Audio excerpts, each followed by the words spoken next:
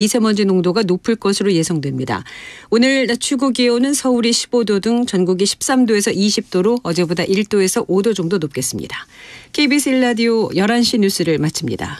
아나운서 김성훈이었습니다. KBS.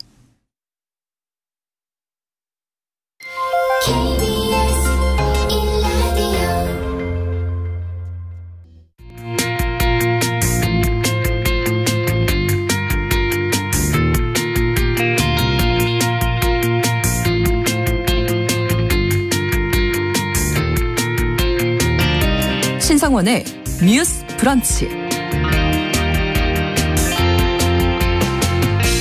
안녕하십니까. 아나운서 신성원입니다. 근로자가 일을 하다가 사망 등 중대재해가 발생하면 하청업체 근로자라 하더라도 원청업체 대표에게 죄를 물을 수 있는 법이 있습니다. 바로 중대재해처벌법이죠. 어제 이 법이 시행된 이후 1년여 만에 첫 판결이 나왔습니다. 한 건설 현장에서 발생한 사고와 관련해 원청 대표에게 징역 1년 6월에 집행유예 3년을 선고했는데요. 이번 판결을 두고 오랜 시간 동안 해당 법 통과를 염원했던 노동자, 시민단체는 처벌 수준이 약하다며 비판을 쏟아내고 있고요.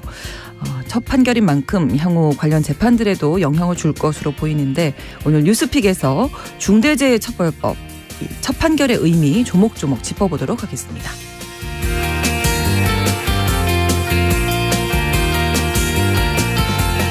지난해 7월 자신의 근무지인 병원에 출근했다가 뇌출혈로 쓰러져 숨진 간호사가 있습니다.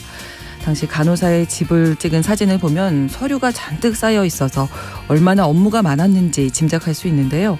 최근 근로복지공단으로부터 산재를 인정받았다고 합니다. 브런치 초대석, 과다한 업무로 쓰러질 수밖에 없었던 고인의 안타까운 사연과 함께 간호사들의 노동 환경 짚어보겠습니다. 4월 7일 금요일 신성원의 뉴스 브런치 문을 열겠습니다.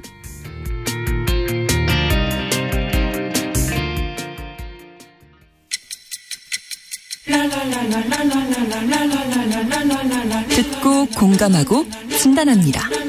우리 사회를 바라보는 새로운 시선. 신성원의 뉴스 브런치 뉴스픽. 뉴스 브런치 청취자 여러분들과 소통하면서 만들어갑니다. 짧은 문자 50원, 긴 문자 100원이 드는 샵 9730, 우물정 9730번 열려 있고요. 라디오와 콩 앱으로도 많은 의견 보내주시기 바랍니다. KBS 1라디오의 모든 프로그램은 유튜브에서 함께하실 수 있습니다. 실시간 방송 보실 수 있는데요. KBS 1라디오 채널 구독과 좋아요, 댓글도 많은 참여 부탁드리겠습니다. 자, 금요일에 뉴스픽 시작합니다. 상결의 신문 박다혜 기자, 장유미 변호사 두 분과 함께하겠습니다. 어서 오세요. 안녕하세요. 네, 날씨가 좀 쌀쌀해졌죠. 쌀쌀해서 네, 비가 오고. 봄이 오는 줄 알았는데 딱 걸리는 느낌? 한 문턱을 넘는 느낌이 들더라고요. 갑자기 너무 추워져서요. 그렇습니다. 또 미세먼지 안 좋으니까 건강 조심하셔야 될 텐데요. 오늘 첫 번째 뉴스픽에서 앞서 말씀드린 대로 이제 어제 중대재해처벌 등에 관한 법률, 이 중대재해법 위반 혐의로 재판에 넘겨진 사건 중에 첫 판결이 나왔습니다. 네. 일단 장유미 변호사께서 먼저 이 법부터 좀 소개를 해 주실까요? 자세히. 이제 중대재해처벌법 많이 들으신 분들 계실 텐데요. 왜 이 법이 생겼냐를 보면 이를테면 아파트 단지를 짓는다라고 할 때요. 뭐 현대건설, 삼성물산 같이 아주 대기업들이 이 원청업체입니다. 본인들이 뭐 아파트 브랜드도 그렇게 짓고요. 그런데 실제로 그럼 노동 현장, 그 산업 건설 현장을 가면 누가 일을 하고 있느냐. 거기 소속된 근로자들이 아닌 거예요. 왜냐하면 건설업계의 이 특성상 하청을 주고 하청업체는 또 재하청을 주고 재하청업체는 제재하청을 줍니다. 그럼 제재하청, 제재재하청까지 해서 정말 본인들은 이런 대기업에 너무 소속된 건 굉장히 거리가 먼 거죠. 그런데 실제로 사고가 났다. 그리고 워낙에 위험하다 보니까요. 사망사고도 좀 비일비재합니다. 최근 조사를 보더라도 이런 산업 현장에서의 사망자가 하루에 뭐 2명 이상이라고도 하는데 그렇다면 이 책임을 누가 질 것이냐. 지금까지는요. 만약에 사망사고가 건설 현장에서 나왔다라고 하면 이런 원청업체는 전혀 책임을 지지 않아요. 책임지을 수 있는 법적 근거가 없었습니다. 그럼 누가 실질적으로는 책임을 져왔냐면요. 이 현장을 관리 감독하는 현장 소장.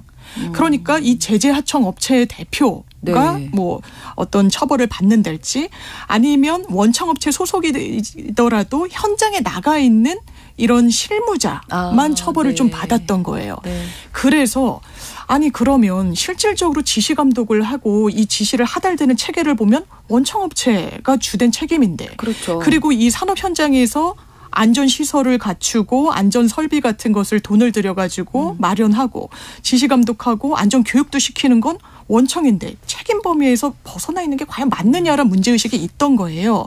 그래서 중대재해처벌법에서 가장 큰 골자는 네.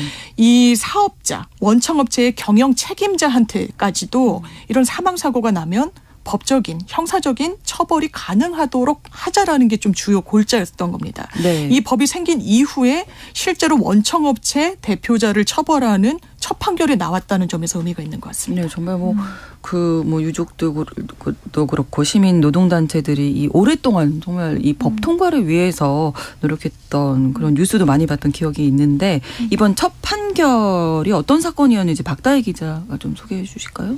네, 이제 간단히 설명을 드리면요. 지난해에 발생한 사건이에요. 그래서 그 노동자 김아무개 씨가 지난해 5월에 경기도의 한 요양병원에서 증축 공사를 하고 있었는데 거기서 이제 철근 조립을 하다가 한 5층 높이에서 추락을 하셨거든요. 네.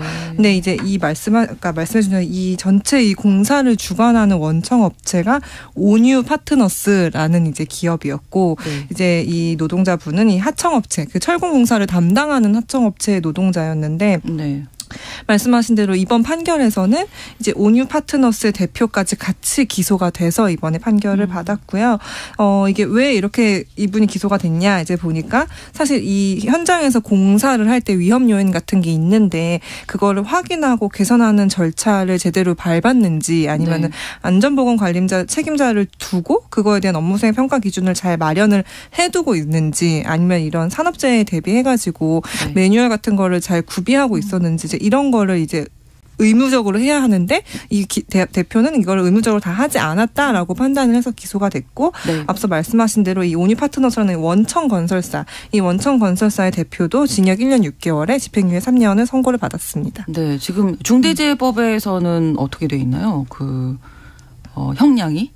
예, 1년 이상 그러니까 사망사고가 발생하면요. 네네. 1년 이상의 형인데 이게 1년 고작 1년이라고 생각하실 수 있는데요. 저희는 이게 상한 규정인지 하한 규정인지 그러니까 10년 이하형보다요. 1년 이상형이 훨씬 무거운 거예요. 왜냐하면 최대치 50년까지 가능하거든요. 유기징역 1년 이상이니까. 예, 그러니까 무기징역 바로 전까지 유기징역을 선고할 수 있는 최대치까지 선고할 수 있다 보니까 이게 그래서 위헌적이다라고 이야기하는 측에서는요. 형이 너무 무겁다. 그리고 이게 민사 손해배상을요. 보통 손해배상은 정말 내가 입은 손해를 금전으로 보상해 주는 게 이 민사 법리의 원칙이거든요. 네. 그런데 좀 징벌적 손해배상이라고 해서 5배까지 또 부과를 할 수 있도록 하는 내용이 들어 있어요. 네, 그래서 이 부분이 좀 위헌 소지가 좀 제기가 되고 있는 부분이 있고 아까 말씀드렸다시피 경영 책임자 대단히 모호하다는 거예요. 형사처벌의 대상이 되는데 경영 책임자? 그러면 어디까지를 이야기하는 거야? 원청의 대표이사야? 아니면 실질적인 경영자야? 그렇죠. 그래서 이 파리 바게트 사건에서도 사실 그러면 원래 이 모 회사의 대표가 책임을 지는 게 맞지 않아라고 하는데 이게 다 계열 분리가 돼 있고 모 회사 자회사로 돼 있다 보니까 정말 처벌을 받아야 된다라고 생각하는 국민들이 생각하는 사람은 또 이 법에서 예외가 되는 부분도 있었어요. 차라리 딱 적시를 하는 게 낫겠네요. 그러니까요. 그래서 이 부분에 대해서도 사실 논의가 많이 진행되고 있는데 이게 결과적으로 사망사고가 발생했다고 처벌하는 법은 아닙니다. 왜 그러냐면요. 기본적으로 산업 현장이 위험해요. 건설 현장이 더 그렇습니다. 그렇죠. 사망사고가 아예 0이 되면 좋겠지만 그걸 현실적으로 기대하기는 어렵습니다. 그래서 형사처벌 대상에 올리는 건 기자님 아까 말씀 주신 대로 평소에 매뉴얼은 잘 갖추고 있었는지 법에서 정한 안전시설은 제대로 마련을 해놨는지 그걸 안 해가지고 사고가 발생하면 거기에 대한 책임을 물리겠다는 것이어서 사실 이 부분을 다시 뒤로 돌리는 거는 사실 앞으로 좀 진전했던 법을 퇴행시키는 그런 우려가 있는 것도 사실인 것 같습니다. 그렇군요. 그러니까 사고 예방 의무를 다해야 한다. 그렇지 않을 경우에 대한 징벌인 건데 그러면 재판부 판단이 이제 유죄였잖아요. 재판부 판결 내용은 어떻게 되나요? 네. 일단 재판부 판결과 관련해서 제일 아쉽다라고 지금 이야기가 나오는 부분은요. 네. 형이 너무 가볍다는 건데요. 이 원청업체인 온유 파트너스 대표 네. 물론 기소하고 처벌할 수 있도록 했다. 그리고 그 근거법률로 중대재해처벌법이 기능했다라는 게 의미가 있긴 하지만 실제로 징역 1년 6월에 집행유예 3년 나왔습니다. 네. 이게 집행유예형도 실형 선고예요. 실형 선고를 좀 유예해 준다는 의미에서 벌금형보다 훨씬 무겁기는 하지만 그렇죠. 이 집행유예형을 받는 사람 입장에서는 사실상 아무런 페널티가 없다고 느낄 수도 있습니다. 그렇죠. 네. 집행유예 이후에 만약에 다른 범죄를 저지르거나 하면은 이 형이 살아난다는 뭐 이런 불이익을 그렇죠. 감내해야 되는 거지만요. 너무 가볍다. 이런 이야기가 나오는 것이고요. 그리고 이 정도 수준이면 종전의 산업안전보건법, 그러니까 네. 중대재해처벌법 이전에도 당연히 처벌할 수 있는 근거법령은 있었어요. 지금도 있는 게 산업안전보건법인데 네. 그렇다면 아예 원청업체 대표를 처벌조차 안 하고 있었느냐. 수사기관과 법원이. 네. 그렇진 않았던 거예요. 아. 왜냐하면 구의역 사고 많이 기억하실 겁니다. 예. 그때 네. 청년이 원래 2인 1조로 일해야 되는데 혼자 일하고 있었어요. 그렇죠. 컵라면 끼니도 제때 못해서 정말 이제 많은 분들이 가슴 아파하셨는데 그때도 중대재해처벌법이 생기기 이전이었지만 원청업체 서울 메트로 대표를 기소까지 했었습니다. 이게 법원 입장에서는요. 이게 원청을 아무런 책임을 안 지우는 게 맞아? 법이 없다고 하더라도 네네. 그래서 실무에서는 책임을 지웠지만 그때 1,000만 원 벌금형으로 끝났었거든요. 그래서 기대했던 게 산업안전보건법으로도 원청업체를 좀 전부는 아니지만 네. 중한 사고가 났을 땐 처벌을 해왔는데 중대재해처벌법이 생긴 이후에는 더 세게 책임을 지워서 뭔가 네. 경각심을 주겠지 했지만 실제로는 그렇지 않았다는 게 좀 아쉬운 점으로 지적되고 있습니다. 어쨌든 그래도 1호 판결이기 그렇죠. 때문에 의미는 의미 있습니다. 있다고 예. 보는 거고요.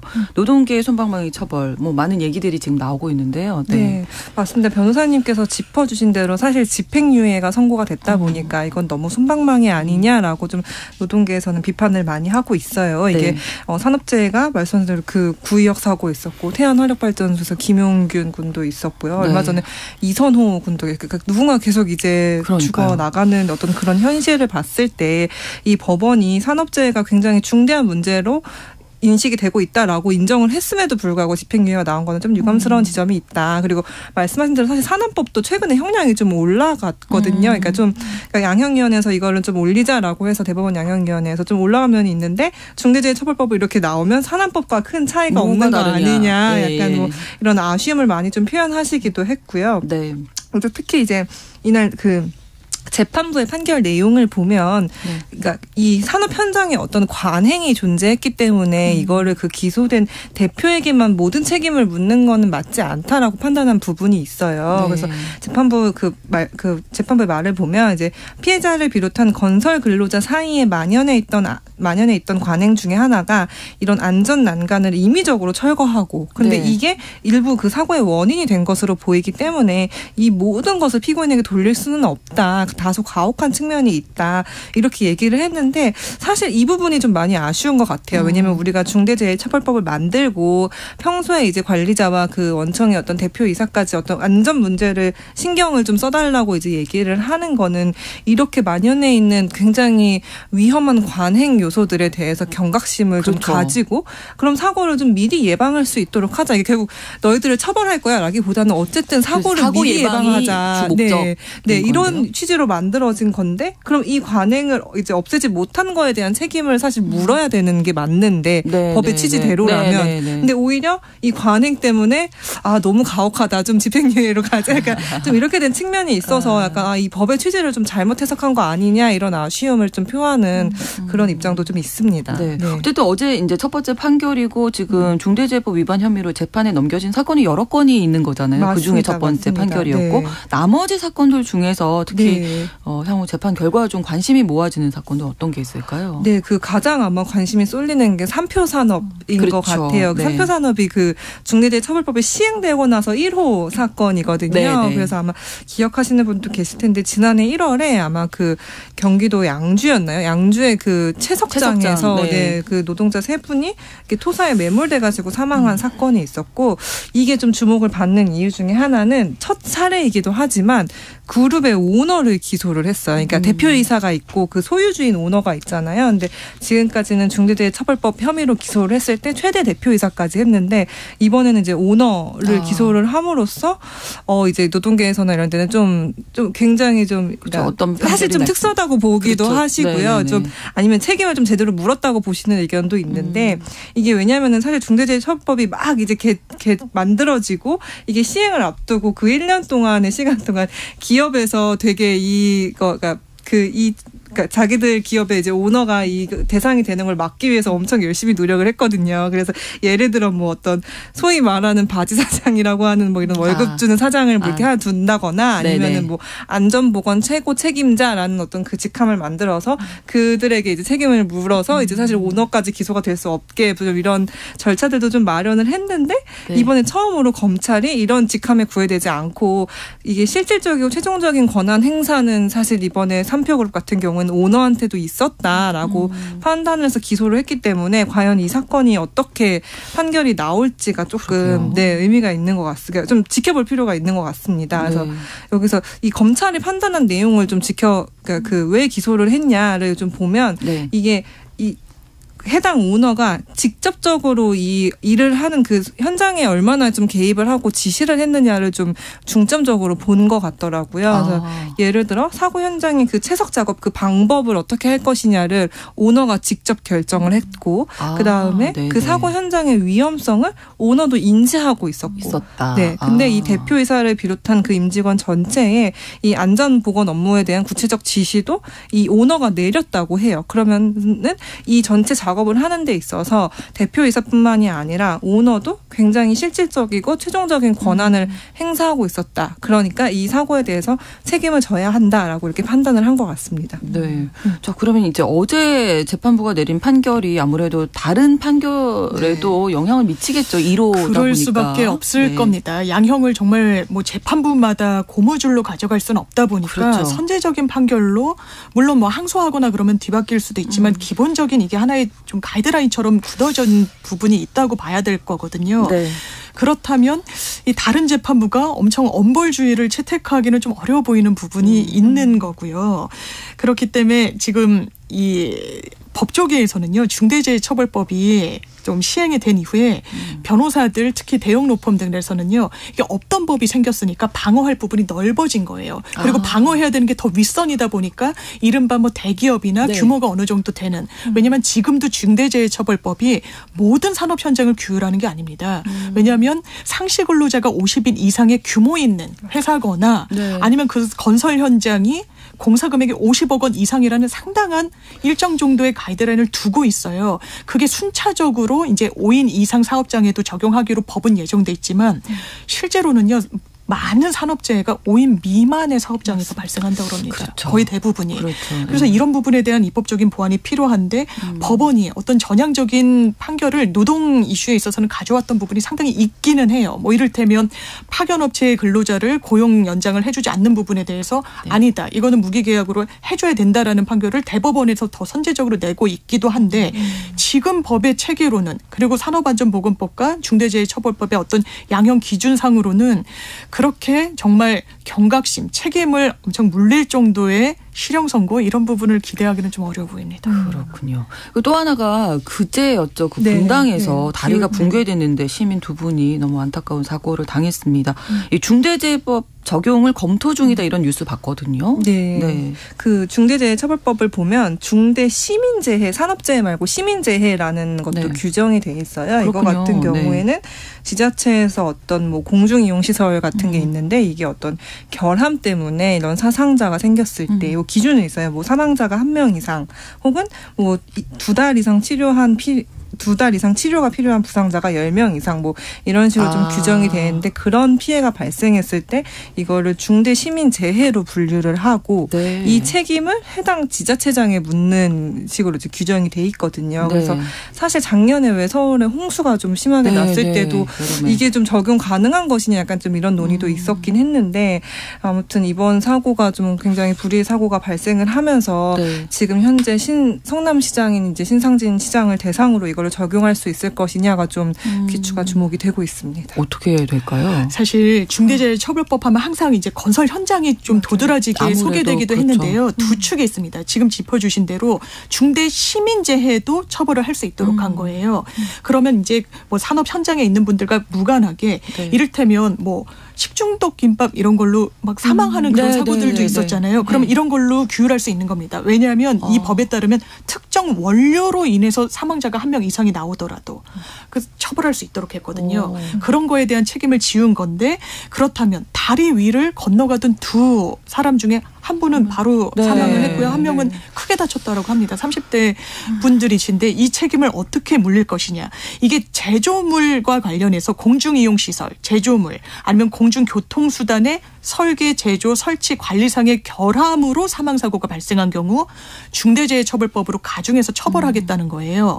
그래서 사실 요건에는 해당해 보입니다. 이 공중이용시설이죠. 교량이라는 건 불특정 다수가 이용하는 거예요. 누가 언제 이용하든 하등 문제가 되지 않는 시설인데 관리를 제대로 못했다고 보여지는 측면이 있습니다. 어떤 측면에서 그러냐면요. 이게 물론 신호등 넘어짐으로 인해서 이런 사고가 발생했다. 아니다. 교량이 노후화됐다. 여러 진단이 나오고 있는데 지자체로선 당연히 시민들이 안전하게 건너도 무방하도록 관리를 해왔어야 돼요. 그렇죠. 그래서 안전진단을 여러 차례 했다고 합니다. 실제로. 근데 안전에는 문제가 없다라고 나왔다는 거예요. 근데 사고가 발생. 네. 그리고 실제로 최근에는요. 내진 보강 공사까지 했다는 겁니다. 수억 원을 들여서. 이게 다 예산이잖아요. 세금이고. 그렇죠. 그래서 보강 공사를 했는데도 정말 어이없이 무너지거든요. 그 해당 영상을 보면. 그런데 그 책임을 지자체가 당연히 져야 될 걸로 보여서 이 가중해서 처벌받는 중대재해처벌법의 적용 대상으로 넣어야 된다라고 이야기를 하는데 이런 중대 시민재해와 관련해서 사실 아까 짚어주셨다시피 최근에 있었던 사고에서도 이거 적용해야 되는 거 아니냐라고 했는데 좀 흐지부지된 예가 많아요. 12구 이태원 참사 같은 경우에도 맞습니다. 도로를 건너다가 많은 시민들, 그래 특히 젊은 층들이 사망을 했는데 이게 과연 말이 되냐, 안전관리를 제대로 했어야 되냐 했는데 그때도 이 법의 문턱을 좀 넘지 못했던 거는요. 이 공중이용시설이라고 도로 볼 수 있지만 이거는 특별히 관리한다는 어떤 대상물로 보기엔 좀 어렵다. 도로는. 이를테면 도로는 이를테면 뭐 다리는 건너가다 뭐 넘어지거나 뭐 이럴 때 다칠 수 있다는 게 예견 가능하지만 도로는 좀 성격을 달리한다. 뭐 이를테면 터널은 그럴 수 있겠지만 도로는 좀 아니다. 뭐 이런 법리적인 부분 때문에 논란이 많았습니다. 이번에는 좀 적용을 받을 수 있는 확률이 더 높아지는 거고요. 제 생각에는 좀 적용이 가능할 것 같다는 생각이 든 게 오늘 아침에 그 한겨레 신문 기사를 봤는데 이 정자규에 대해서 안전점검을 주기적으로 하긴 했어요. 근데 알고 보니까 이 차도에 대한 안전점검은 했는데 보행로에 대한 거는 안 했더라고요. 이게 아예 그 점검 항목에서 빠져 있었다고 해요. 그러다 보니까 근데 이 그 탄천에 있는 다리들을 보면 이 차도에 받치는 그 기둥은 있는데 보행로를 받치는 기둥은 없이 이렇게 그냥 옆으로 이렇게 나와 있는 형태거든요. 근데 그럼 사실 여기도 계속 됐어야 하는데 이 여기가 그냥 되지 않고 있다 보니까 이제 좀 이제 뭐 그 담당하시는 약간 공무원 분들은 다리 점검은 원래 차도 위주로 해왔다라고 하는데 또 국토부에서는 아니다 이 시설물에는 보행로까지 포함이 되는 거기 때문에 보행로도 해야만 했었다라고 이제 말씀을 하시는 걸로 봐서는 이 보행로에 대해서는 안전점검을 그동안 제대로 하지 않았냐 좀 여기에 대한 책임을 좀 물을 수 있지 않을까 약간 좀 그런 생각이 들더라고요. 보행로에 많은 시민들이 이용하니까 그래도 당연히 점검이 이루어져야 될 거라고 생각을 하는데 좀 안타깝네요. 마지막으로 중대재해 처벌법 시행된 지 이제 1년이 막 지났는데 뭐 개정 아까도 말씀을 해주셨지만 개정 얘기가 나오고 있어서 그 부분 좀 짚어주실까요? 그 말씀하신 대로 이게 뭐 경영 책임자를 어디까지 볼 것이냐 그리고 뭐 너무 과도하다 뭐 이런 위헌 얘기가 1년 동안 계속 나왔어가지고 정부가 사실 올해 1월에 뭐 시행 1년을 맞아서 이런 개선하는 태스크포스를 좀 발족을 하고 개선 논의를 착수를 하긴 했어요. 근데 일단은 고용노동부가 올해 6월까지 TF를 운영을 해보고 한번 좀 진단을 해보자. 그래서 개선할 부분이 있으면 개선 방안을 찾아보자라고 했는데 좀 어떻게 나올지는 지켜봐야 될 것 같고요. 이제 다만 이제 뭐 유가족분 사실 이게 유가족이 보통 눈물로 만들어진 법이라고 하잖아요. 그래서 아직 이게 과연 1년 만에 이게 단시간 안에 올해 시행된 것도 아닌데 좀 어떻게 개선 방안이 나올지는 봐야겠지만 좀 그 취지가 좀 흐려지지는 않았으면 하는 그런 좀 바람이 들기도 합니다. 그렇습니다. 0292번으로 오늘 뉴스픽 들어보니까 이 나라가 과연 얼마나 안전한가 생각이 드신다고요. 정말 정부나 지자체가 면밀히 좀 살펴주시기 바랍니다 하셨고요. CK님 어쨌든 모두의 노동 환경이 원청이든 하청이든 모두에게 안전해야 한다는 걸 잊지 않았으면 좋겠습니다. 2471번으로는 여전히 좀 솜방망이 처벌같다고 해주셨어요. 뭐 같은 생각이고요. 안전에 좀 더 모두가 책임질 수 있어야 한다고 봅니다. 이런 의견 주셨습니다. 그리고 김윤철님. 패널분들 진정성이 느껴져서 집중하게 됩니다. 감사합니다. 좋은 세상으로 가는 길은 깊은 관심 또 세심한 제도는 필수 같네요. 또 이런 말씀 남겨주셔서 또 힘이 납니다. 뉴스 브런치 1부 마치고 2부에서 뉴스픽 바로 이어갑니다. 11시 30분부터 일부 지역에서 해당 지역 방송 보내드리겠습니다.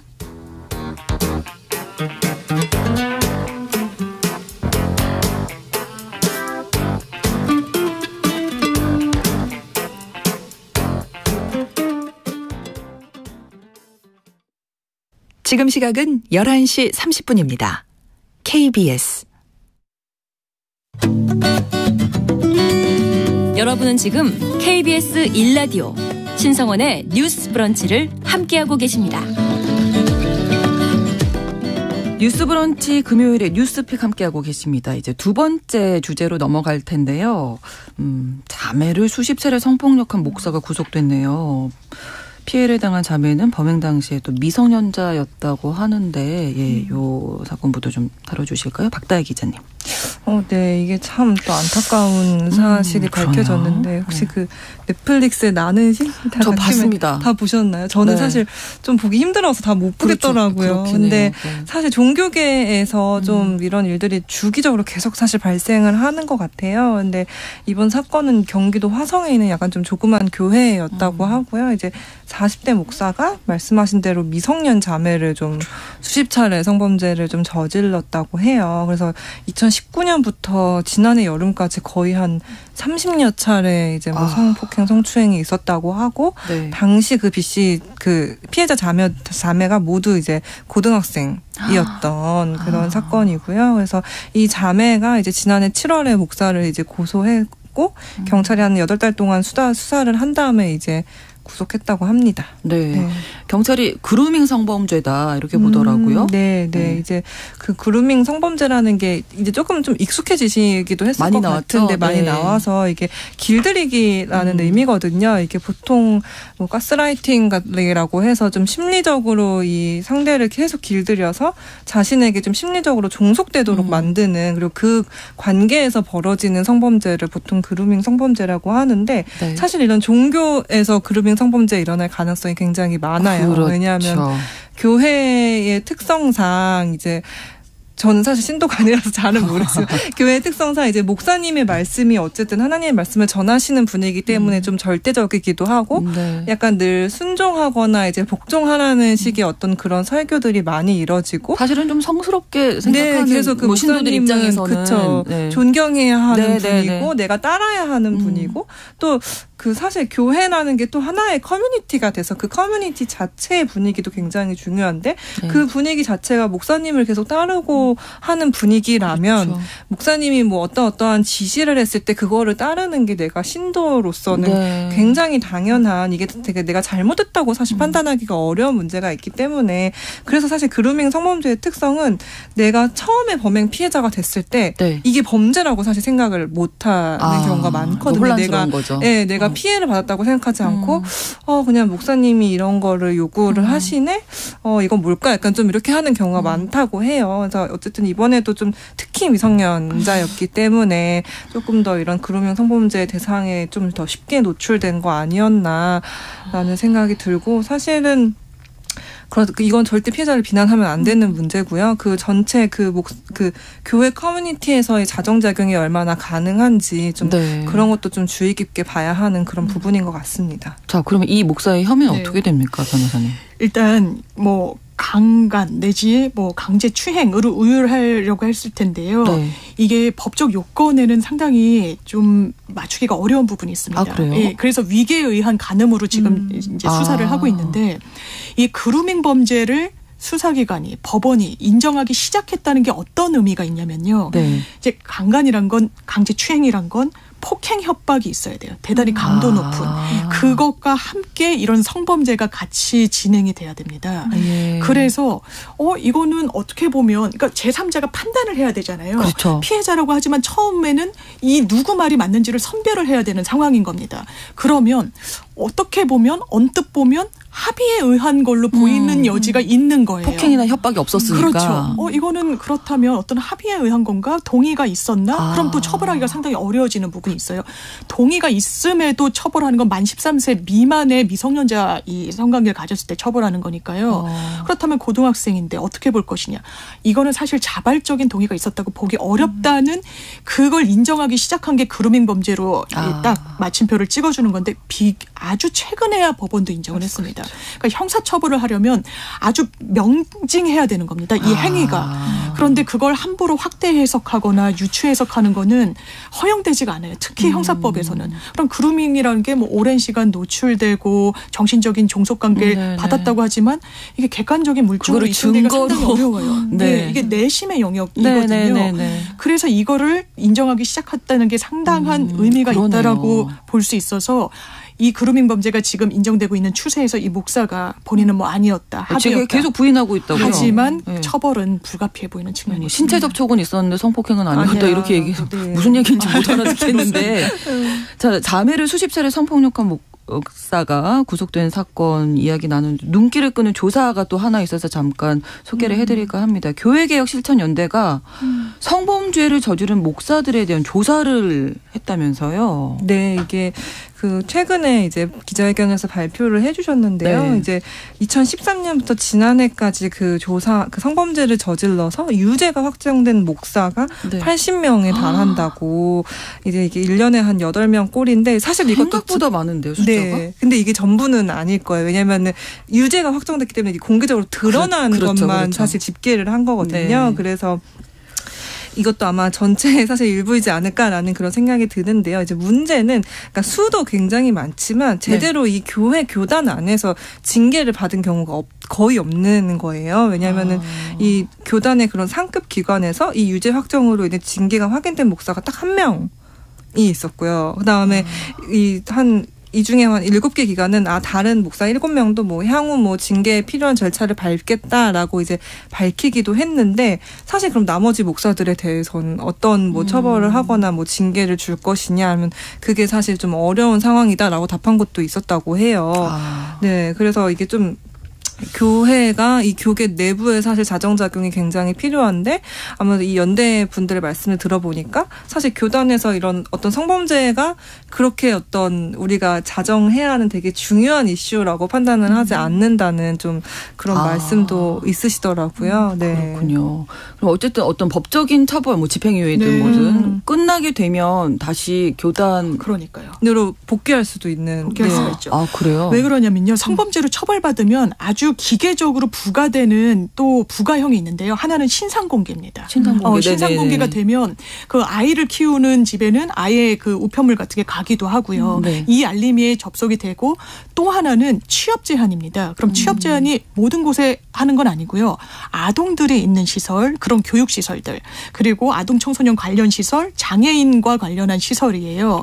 이를테면 PC방도 포함이 되고요. 학원도 당연히 되지 않습니다. 그렇죠. 교육자로서 활동할 수 없는데 교회 사찰은 그런 범위에는 또 포함되지가 않는 교육 거죠. 기관이라고 보기에는 그렇죠. 근데 아이들은 또 많이 아이들은 많은데 매주 가는데. 그렇죠. 매주 가고 사실 뭐 성경 공부다 무슨 불경 공부다 해서 모둠도 많고 지도자 교육자 역할을 하는 부분이 있지만 아예 목회 활동 자체를 못하게 하는 것까지는 법이 나오지 않은 거예요. 그렇기 때문에 실제로 교단에 다시 서는 경우가 있고요. 근데 신상고지 아니면 뭐 입소문 등으로 알게 되면 아예 거기서 나와서 멀리 떨어진 곳에 교회를 다시 세운다거나 사찰을 다시 만들다거나 하는 경우도 있다라는 겁니다. 요즘은 개인이 승려 이렇게 해서 도심에서 법당 같은 걸 운영하는 경우도 왕왕 있거든요. 그래서 이게 안전의 사각지대가 좀 분명히 있어 보입니다.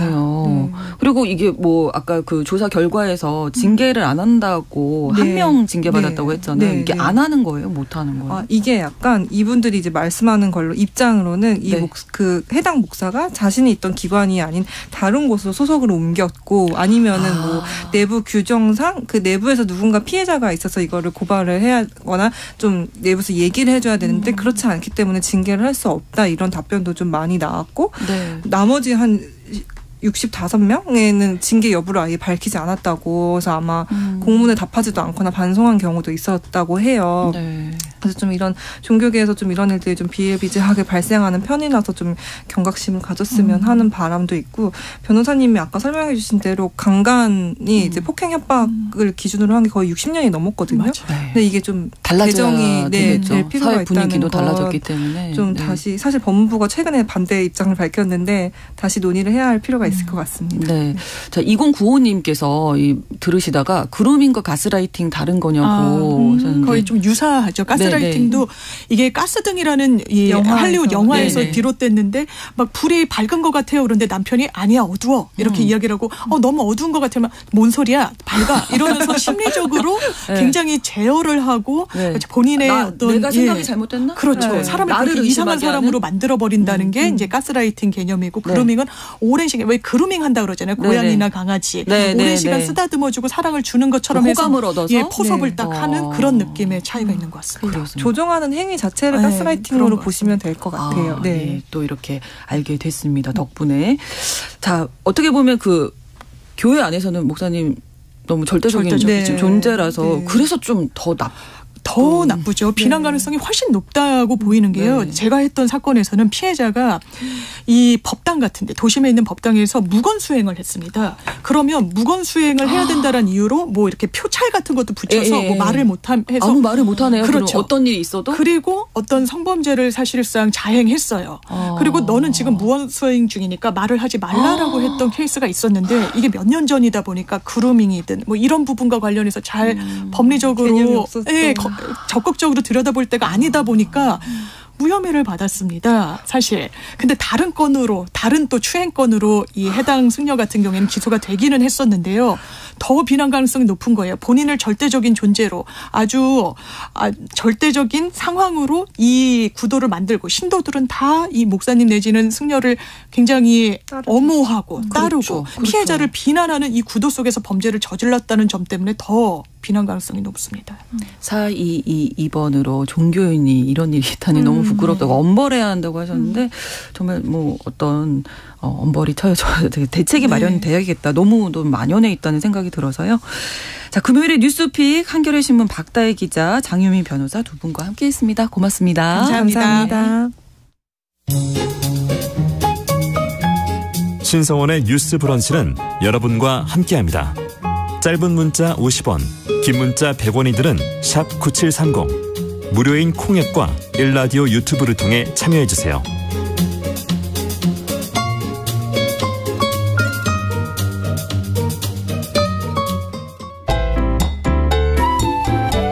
오늘의 인물을 만나봅니다. 뉴스 브런치 초대석. 지난해 7월 자신의 근무지인 병원에 출근했다가 뇌출혈로 쓰러져 숨진 간호사가 있었습니다. 당시 이 간호사의 집을 찍은 사진을 보니까 서류가 잔뜩 쌓여 있어서 노트북과 함께 놓여져 있었는데요. 최근 근로복지공단으로부터 산재를 인정받았죠. 그래서 오늘 브런치 초대석에서는 해당 사건과 함께 이 간호사들의 노동 환경 짚어보겠습니다. 보건의료노조 이선아 정책부장 나오셨습니다. 안녕하세요. 안녕하세요. 네, 감사합니다. 많이 바쁘실 텐데. 네, 간호사신 거죠? 네, 간호사입니다. 네. 자, 먼저 고인은 서울 아산병원에서 일하던 간호사였는데 산재로 인정을 받았어요. 이게 고인이 몇 년차 간호사였던 거죠? 아산병원 간호사님은 13년 차였고요. 네네네. 저랑 같은 연차 간호사시더라고요. 너무 젊어 보이셔갖고. 네. 그러셨군요. 그러면 그때가 가장 좀 숙련된 10년 이상 이제 하신 거니까 가장 바쁘실 때인가요? 네, 이제 아산병원 간호사님 같은 경우에는 이제 보통 그 병원 한 부서에 이제 부서를 담당하는 이제 수간호사가 계시고요. 그 수간호사 바로 밑에를 이제 책임 간호사라고 보통 해요. 그래서 이제 수간호사들은 그 한 부서에서 행정적인 업무를 보통 담당을 하고요. 네. 이 책임 간호사님 같은 경우에는 이제 행정적인 업무 외에 이제 실무적인 일을 같이 하는 역할들을 보통 한다고 보시면 될 것 같아요. 그래서 일이 굉장히 제일 많은 시기이죠. 그러네요. 네네. 이선아 정책부장님도 지금 바쁘실 텐데.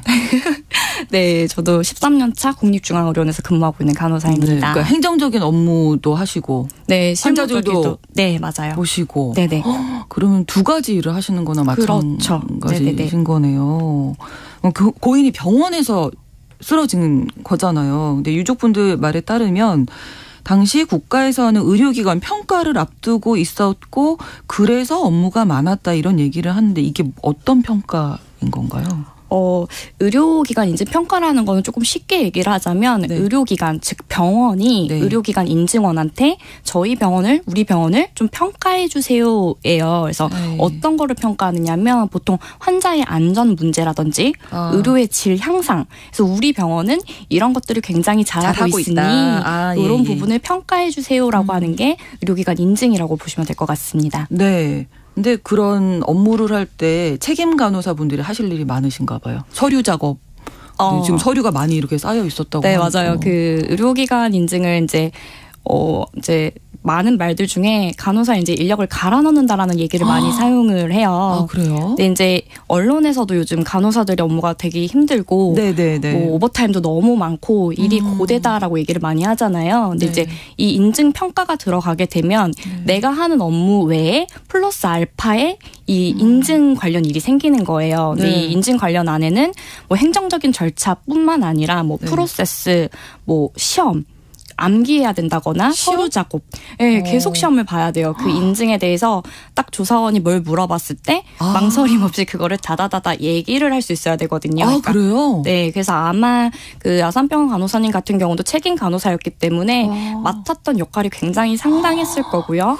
그래서 아마 집으로 가져가서 이제 암기하고 공부하고, 왜냐면 이제 신규 간호사님들이라든지 이제 한 부서를 책임져야 되다 보니 그러면 그만큼 본인이 공부를 많이 해야 되잖아요. 그래서 그런 그러셨군요. 업무들이 많았을 거로 판단이 됩니다. 그래서 스트레스도 좀 받으셨을 테고. 그래서 어쩐지 이게 병원에서 다 끝내고 가시지 못하니까 이제 집으로까지 다 가져가시는 거고 업무가 과중하셨겠네요. 그리고 사실 지난해 7월이면 저희가 지금은 뭐 마스크도 좀 벗고 다니고 합니다만 이제 코로나 때문에 몇 년 동안 그 간호사들의 필요가 누적돼 있는 상황 아닙니까? 네, 지금 우리 국민들은 다들 마스크를 벗으셨잖아요. 네, 못 벗으시죠. 네, 저희 병원은 아직 벗지 못했고 안 되죠. 여전히 지금 또 마스크를 벗으면서 코로나 환자들이 또 이제 급증을 하기 시작했거든요. 병원에서는 그런 것들이 바로바로 느껴져요. 그래서 사실 피로감도 상당하고 이제 또 그거에 따른 우울감들도 굉장히 많은 상태입니다. 네. 자, 그리고 또 하나 이제 많은 분들이 궁금해하실 점들이, 고인이 쓰러진 곳이 병원이었는데 사실 서울 아산병원 하면 뭐 우리나라에서 손꼽히는 상급병원 중에 한 곳인데 수술을 7시간이 지나도록 못했다. 이게 조금 이해가 안 갔거든요. 뉴스를 보면서.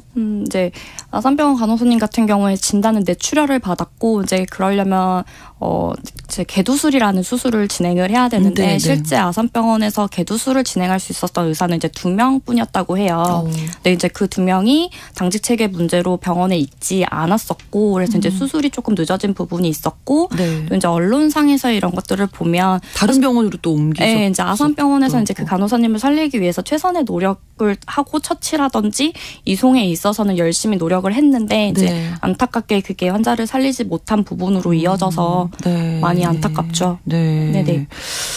아, 그렇군요. 그렇지만 어쨌든 최근에 이제 산재로 인정을 받았는데 산재로 인정을 받을 수 있었던 이유는 어떤 건가요?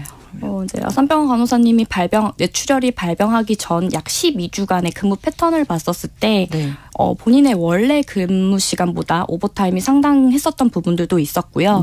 또 교대 근무를 했었다라는 점, 그리고 책임 간호사로서 그 의료평가 인증을 준비하면서 느꼈을 그 정신적인 스트레스라든지 뭐 이런 것들, 부담감 이런 것들이 모두 인정이 되어서 산재로 인정된 걸로 알고 있습니다. 네네. 유수천님께서 아산병원조차도 신경외과 의사가 부족해서 골든타임을 넘겼다는 게 충격적이라고 말씀해 주셨는데 그 당시에 이제 의사분들이 학회 가셔서 네, 뭐 학회도 있었고 그런 문제들이 아무래도 이게 저희 우리나라가 이제 필수 의료 같은 것들이 부족하다는 얘기들이 많이 하잖아요. 의사 수도 그만큼 또 부족하다고 하고 그런 부분들. 과에 따라서 또 이제 집중이 되기도 하고 의사의 선택이. 가윤아님께서 간호사님들 노고가 많으십니다. 이렇게 응원을 해주셨어요. 김은희님, 간호학과 다니는 우리 딸을 둔 엄마로서 간호사 처우에 대해서 이야기해 주셔서 감사합니다 하시면서 간호사 처우를 정부에서도 신경 써주셨으면 합니다. 하셨습니다. 8625번으로 큰딸이 간호사입니다. 12년 정도 되는데 비슷한 연배이시겠네요. 아이가 한 명 있어요. 매일매일 늦게 퇴근하다 보니까 할아버지 할머니가 아이를 돌보고 있는데 또 지방이다 보니 휴무도 거의 없습니다. 병원에서 간호사 모집을 한다고 해도 지원하는 사람이 없다고 하네요. 이런 현실이니까 또 업무가 더 가중되시겠군요. 예. 지금 간호사분들이 가장 힘든 점은 어떤 겁니까? 굉장히 많은 부분들이 있는데 일단은 간호사가 3교대 근무를 돌잖아요. 3교대. 일단 3교대라는 것 자체가 생체 리듬이 굉장히 흐트러지기 때문에 업무에 집중을 하기가 쉽지가 않아요. 근데 이제 이 교대 근무가 조금 규칙적이고 예측을 할 수 있다라고 하면 좀 나을 텐데 사실 그만큼 간호사의 수가 충분하지가 않기 때문에 이런 경우들이 많아요. 출근을 했는데 환자 수가 많아서 오늘 연가 받으라고 집으로 가라고 하는 경우들도 있고요. 쉬는 날인데도 간호사가 부족해서 갑자기 출근하라고 한다거나 이런 일들이 실제로 있어요. 아, 그래요? 원래 3교대는 그럼 어떻게 되는 거예요? 오늘 만약에 정상 출근을 했다. 정상 출근을 뭐 이제 그러면 보통 8시간 근무를 하게 되겠죠. 데이, 이브닝, 나이트에서 8시간 근무를 하고 하는데 이제 보통 간호사들이 8시간 근무를 하긴 힘들어요. 오버타임이 앞뒤로 보통 1시간씩 다 붙거든요. 그러니까 실제 거의 근무는 10시간 정도를 10시간 한다고 정도. 보시면 될 것 같고요. 그래서 이런 3교대 부분도 굉장히 힘들고 그리고 다들 한 번쯤은 입원해보셨잖아요. 뭐 개인적인 얘기입니다만 제가 저희 딸이 최근에 일주일 입원했었는데 그때 느꼈어요. 좀 약간 간호사분들이 너무 고생하시는구나. 네, 그 간호사들이 환자들한테 가장 하기 싫지만 가장 많이 하는 말이 잠시만요. 기다려주세요. 이런 류의 말을 많이 할 수밖에 없어요. 근데 그런 게 왜 그러냐면 간호사 한 명당 맡은 환자 수들이 너무 많습니다. 거의 뭐 한 듀티에 15명, 정말 15명이요? 많으면 20명까지도 보고요. 근데 서울은 그나마 조금 나은데 지방으로 가면 정말 간호사가 더 없기 때문에 저 뭐 30명까지 본다라는 얘기를 들었어요. 근데 이제 간호사가 사실은 환자 한 명마다 모든 것들을 다 머리부터 발끝까지 파악을 해야 올바른 간호라든지 돌봄이 나온다고 하거든요. 근데 사실 그렇게 하기에는 너무 힘든 상황인 거예요. 그래서 이런 것들만 조금만 돼도 일을 하는 게 좋을 텐데 그래서 사실 간호사들은 근무하면서 근무 시간에 밥을 거의 먹지를 못해요. 밥을 먹으면 또 그만큼 일이 생기거든요. 그래서 밥도 잘 먹지 못하고 화장실도 못 간다 그런 얘기가 그래서 그렇게 나오게 되는 것 같아요. 그렇군요. 그러면 가장 지금 필요한 거는 간호사 수 충원하는 것. 그렇죠. 인력수를 충원을 하면서 내가 맞는 환자들이 정해져야 된다는 거죠. 수가. 네네. 좀 환자 수가 좀 줄어야 될 것 같고. 네. 고된 노동 환경 때문에 실제로 산재로 이어지는 사례들도 있겠죠. 네. 작년 이제 제가 조금 찾아봤는데 작년 9월 그 통계에 의하면 그 코로나19로 3년 동안 산재를 받은 사람들 중에 거의 36%가 보건의료 인력이라고 해요. 그거 따져보면 3명 중에 1명이 이제 보건의료 인이라는 소리인데 사실 저는 이것보다도 코로나19 감염 그 시기에서 일을 하면서 발생된 산재가 훨씬 더 많을 거라고 생각을 해요. 왜냐하면 미처 신고를 하지 못했다거나 하는 방법을 몰랐거나 근데 저 같은 경우도 코로나 병동에서 이제 근무를 했었는데 제가 그때 더 말랐었어요. 지금도 많이 마르셨는데. 네, 그때는 거의 한 45, 6kg 정도 이제 나갈 때였는데. 뭐 잘 못 드시고 뭐 계속 일하셔야 되니까. 근데 이제 그때는 환자를 저희가 한 1인당 20명씩 봤었거든요. 보호복 입고. 근데 그 보호복도 막 덥고 땀나고 힘들죠. 근데 이제 그때 환자분 중에 한 분이 이제 반신불수였었어요. 근데 이제 그분 같은 경우는 기저귀를 다 갈아드려야 되거든요. 근데 제가 혼자 100kg가 넘는 사람을 갈아야 되는 상황들이 계속 발생이 돼요. 그러니까 하다 보니까 이제 어깨를 되게 심하게 다쳤어요. 근데 이제 이게 사실은 산재를 할 수 있는데 이제 하는 방법도 그 당시 때는 잘 몰랐고 하기엔 너무 바빴고. 네, 시간이 없으신 거죠. 그 신고를 하는 것조차도. 그래서 아마 이런 문제들이 굉장히 많을 거라고 생각을 합니다. 네, 7864님께서 병원 인증 기간 동안은 모든 관계자들은 과도한 업무를 합니다. 누구를 위한 병원 인증을 하는 것인지 안타깝다는 생각이 듭니다. 이렇게 예, 이 말씀 드리니까 또 우리 이선아 정책부장님께서 고개를 끄덕끄덕 하시네요. 김한수님, 간호사 업무가 너무 많이 있는 거 인정을 해요. 우리 딸도 평가 때문에 정말 공부 많이 하더라고요. 간호사 가족분들이 많이들 좀 의견 보내주고 계십니다. 박지수님께서도 우리 딸도 수간호사인데 걸핏하면 일거리 들고 와서 계속 일하고 퇴근은 늘 늦게 하고 오죽하면 그 병원은 너 아니면 안 돌아가냐 이렇게 물어보셨대요. 많이 들어보셨나 봐요. 네, 맞아요. 네. 저희 부모님도 그런 얘기를 많이 하셨어요. 너 아니면 안 되냐고. 그러니까 많은 간호사분들이 댁에서 이런 말씀 많이 들으시고 그만큼 과중한 업무에 지금 노출이 돼 있다는 건데 그러면 어떤 변화가 있어야 하는지 정책적인 부분에서 우리가 환경적으로 좀 바꿔야 할 부분도 좀 짚어주실까요? 아까도 이제 말씀드렸던 얘기인데 간호사 1인당 저는 환자 수가 법제화가 되어야 된다라고 좀 생각을 많이 해요.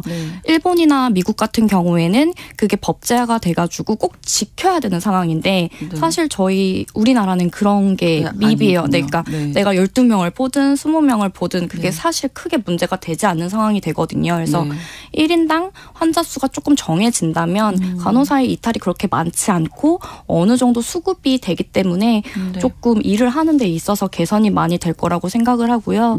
그리고 이제 인증평가도 사실 어떤 얘기까지 이 인증평가가 좀 맞아요. 있냐면 간호사들끼리 이제 인증이 보통 4주기예요. 4년마다 인증을 하는데 그 중간중간 또 병원에서 모의 인증을 봐요. 네. 모의고사처럼. 네. 근데 이제 인증을 그렇게 준비를 하다 보면 보통 인증 시점부터 3개월에서 6개월 정도 인력을 갈아넣는다는 얘기를 하거든요. 그러니까 그렇게 준비를 6개월 전부터 하게 돼요. 근데 이게 사실은 어느 한 직종한테 쏠리거든요.